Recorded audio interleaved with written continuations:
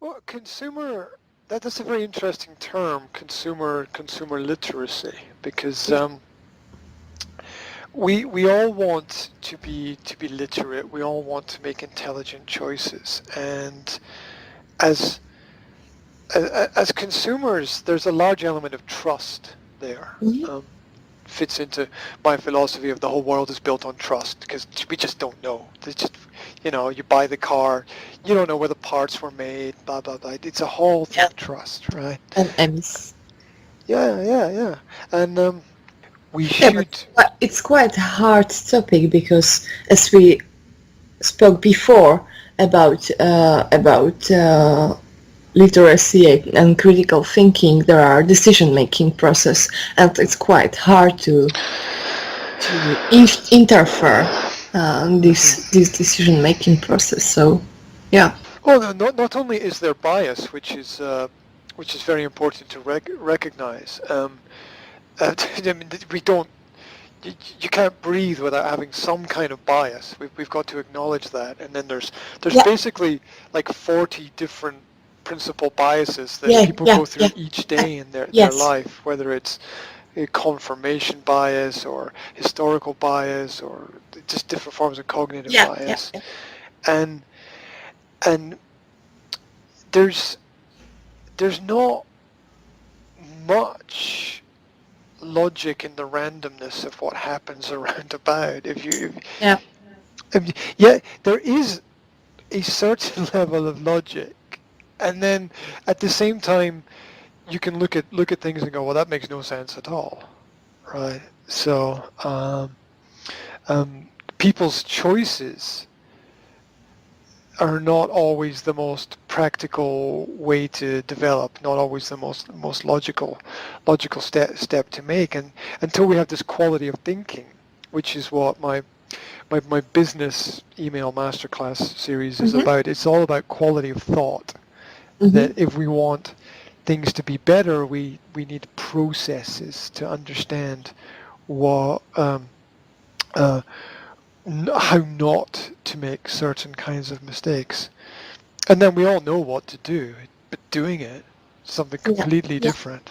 yeah, yeah. Yeah, it's like you really shouldn't be doing that. I'm like, yeah, I know. But I have to. I know, but I have to, or I'm just feeling a little bit weak today, or just.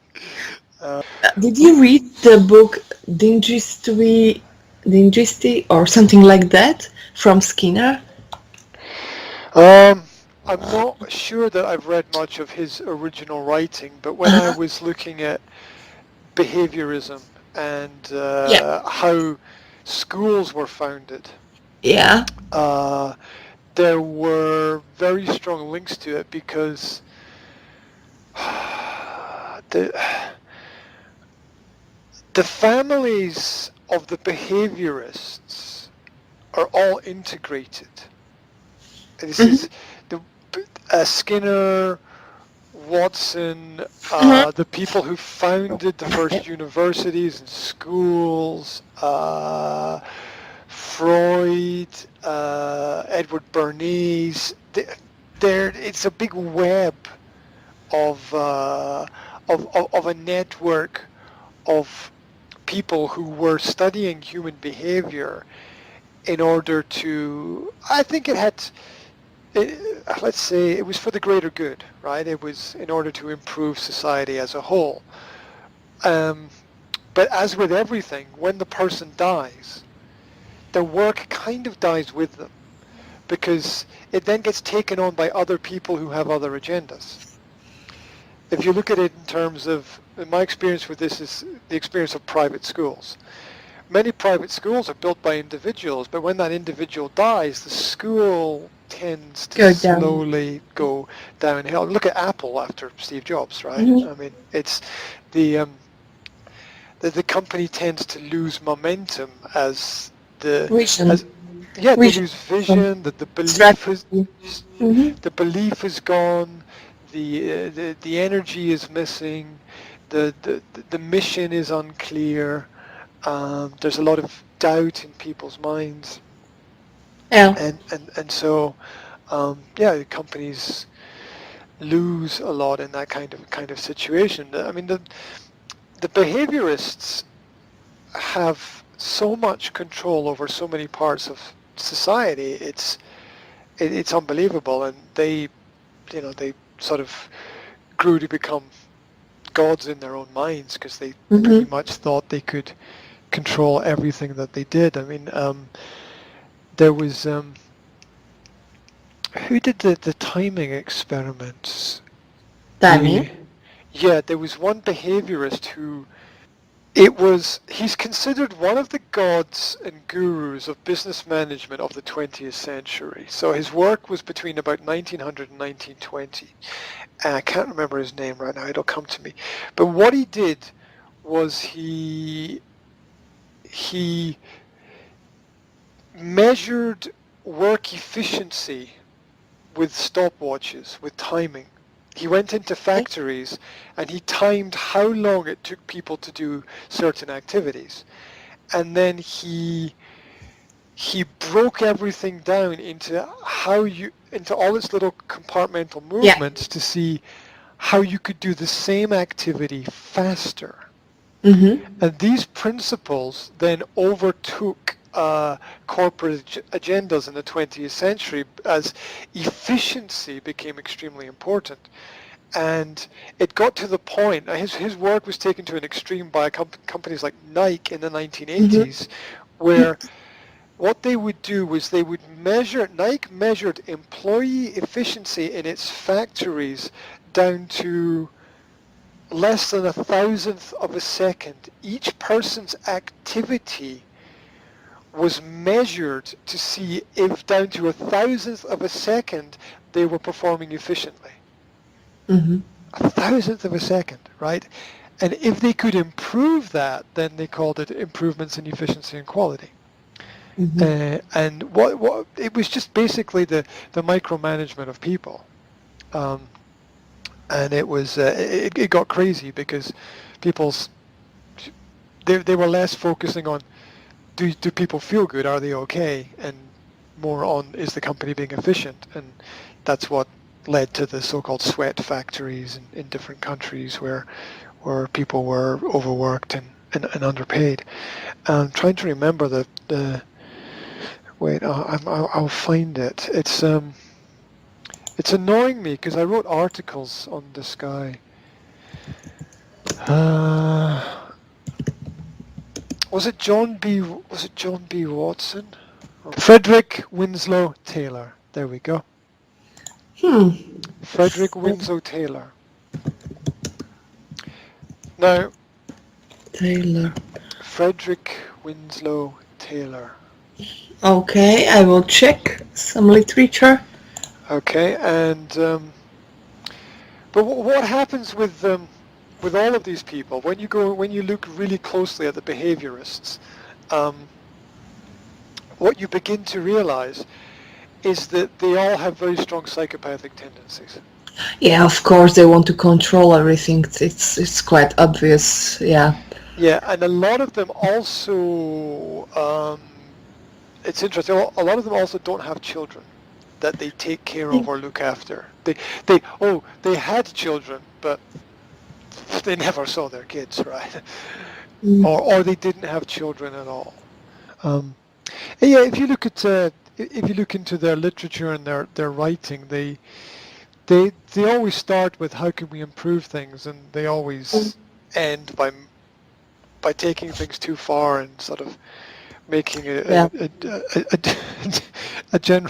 general mess of everything. Anyway, so Frederick Taylor did the original stopwatch experiments for measuring efficiency, which were then picked up by companies who integrated those ideas, and then you get to see lots of different mathematical equations for efficiency, and they got it wrong, and this stuff wasn't corrected until the mid-80s or early 90s when companies started to function in a more open way, and the classic example of this is open plan office systems, where Well, which is also another element of behaviorism, because everyone can see what everybody is doing. So, so Yeah, there's everything there's has pros and cons. yeah, absolutely, absolutely.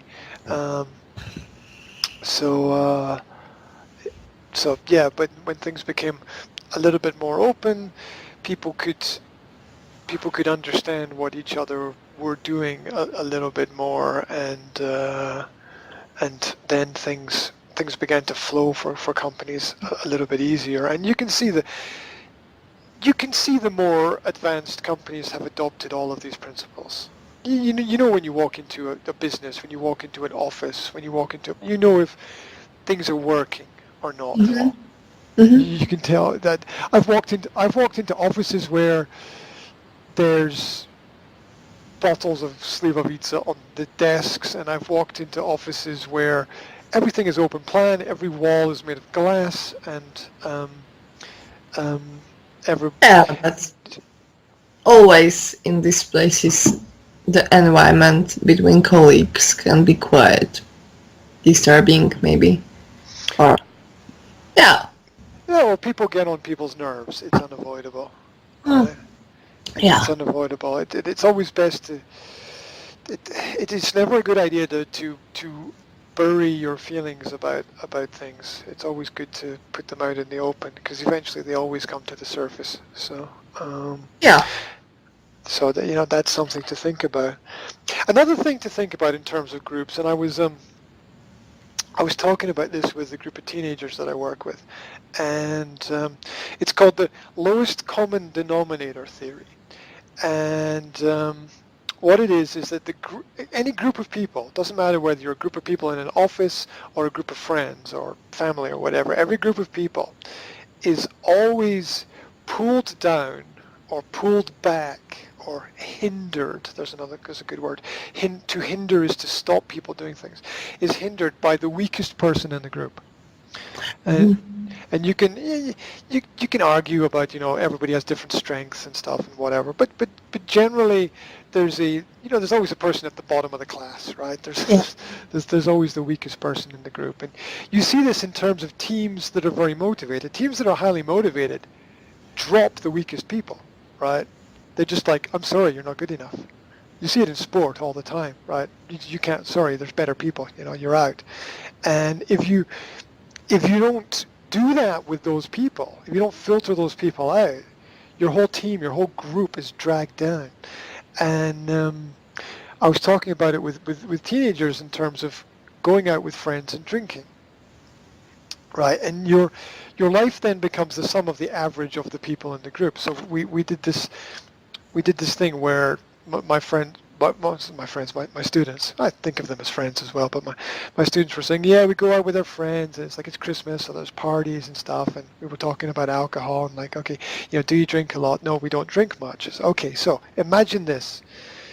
There's 5 friends, and they all go out together, and one of them likes to drink 2 beers when they go out. One of them likes to drink 4. One likes to drink 6. One likes to drink 8. And one likes to drink 10. Right? Because, people have different levels, personal Yeah. levels. Yeah. So you're here, but you conform to the average. Well, in a good group, you conform to the average of the group, which means you can't escape without drinking 4 or 5 beers, going over your limit and being dragged down by the rest of the group. The group itself can't escape the fact there's somebody in the group who drinks 10 beers and will be pulled down to his level eventually, or that person will pull everyone down to their level, so you can't escape. So you have to be really careful, because even if you yourself can handle things and you yourself have a low have a lower level of this negative habit, you will be pulled by other people in other directions. It's unavoidable. And you have to be really, really careful, because the group wants you to conform to the group. And that means losing your individuality in a sense. So yes, go out, yes, have fun, yes, be with friends, but at the Mm-hmm. same time, be careful. Mm. Because remember who you are, what you can do, and what's the right or safe level for you, and who other people are as well, and just be aware of it. And don't be afraid to say, don't be afraid to walk away from it, right? Don't feel that you have to be there because the group is everything. It's because you're gonna lose, right? You can't win this battle. You're gonna lose unless you walk away at the right time. So I was talking about it with them. And the power of the group is people forget how powerful that is. Yeah. And in terms of behaviorism, once again, people conform to what is the normal. Excuse me for 1 second. 1 second. Mhm. Is everything okay?